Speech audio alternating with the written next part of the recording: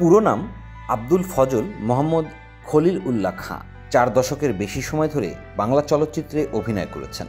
এর মধ্যে বেশিরভাগই খলিলকে পাওয়া গেছে সম্ভ্রান্ত ধনী পরিবারের কর্তা কিংবা গ্রামের প্রতাপশালী ব্যক্তির চরিত্রে।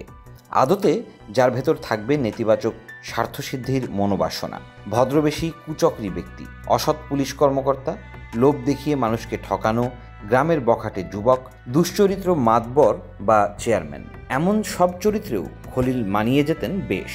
তার কথা বলার ধরনের জন্যও তিনি দর্শকদের কাছে খল খলিল হিসেবে পরিচিতি পান। নবাব সিরাজউদ্দৌলা ছবিতে মীর জাফরের চরিত্রে অভিনয় করে খলিলকে ভক্তদের কাছে শুনতে হয়েছে, ওই দেখো মীর জাফর যায়। 4 মেয়ে 5 ছেলের বাবা তিনি। তার ছেলে খালেদ খান জানান, দর্শক বাবাকে চলচ্চিত্রে নেতিবাচক চরিত্রে দেখলেও সেটা অভিনয়ের মধ্যে সীমাবদ্ধ ছিল। বাস্তবে তিনি ছিলেন নায়ক, পরিশ্রমী আর বিনয়ী মানুষ।